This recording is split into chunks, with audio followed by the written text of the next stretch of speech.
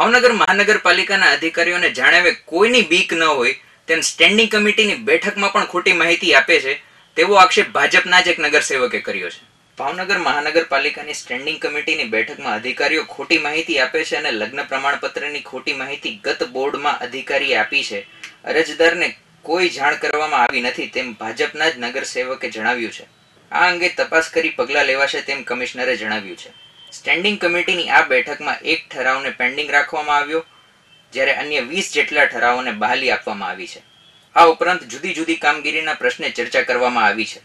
કેટલું water table છે, કેટલું પાણી સુધી આવે છે, તો એ પ્રમાણે એનું ખોદાણ ને બધું કરવાનું, પછી એના સ્લોપ આપવાના, સ્લોપ આપીને એ એક નક્કી કરશે કે ભાઈ આ આટલો પોર્શન છે રિપોર્ટ આપશે। આ સાયન્ટિફિક અને આ લેન્ડ ફીલ આ બે અલગ અલગ છે। નહીં સાયન્ટિફિક લેન્ડમાં કોઈ પણ ઇમારત એના જેટલી ઊંચી નથી, એટલા મોટા પિરાણાના ડુંગર છે અને એમાં પણ એ લોકો આ જ કાર્યવાહી કરી રહ્યા છે।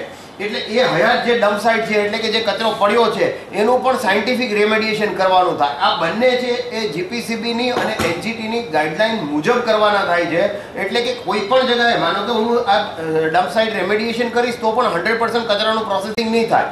એ જે વચ્ચે ઇનર્ટ કચરો હશે અને એ ઇનર્ટ કચરાને મારે સેનેટરી લેન્ડફિલ સાઇટની અંદર આની પહેલાનું ઓલું શું તો બોલાય આવા બધા લોકો આવે ને આપણે આ પ્રોસીજર કર્યા કરવાની હોય તો મને એમ છે કે એના કંઈક નોર્મ્સ આપણે થોડાક ટાઈટ રાખીએ અથવા તો હાવ આપણી યારે ઓલું કરે તો ક્યારેક ખુદદારી નોંધાવીએ ને અમથા આપણે બધાને કહીએ છીએ। એમ તો આવા લોકો આટલું બધું કોર્પોરેશનનું અહિત કરે, એટલી વહીવટી પ્રોસીજર કરી હોય, 2-3 વર્ષ રિમાઇન્ડર આપ્યા હોય તો આને હું કામ કાંઈ નહીં કરવાનું? 8-8 વર્ષ, 5-5 વર્ષ, 10-10 વર્ષ, અને આપણે તો લેખિતમાં એની હારે બંધાણા છીએ એગ્રીમેન્ટ, તો એની એગ્રીમેન્ટની શરતો ભંગ કરે તો આપણે કોઈ એક્શન ક્યારે લીધા? ક્યાંય અલ્ટ્રાટેક કોર્ટમાં તો આવે ને, કમસે કમ કોર્ટમાં તો આવશે ને।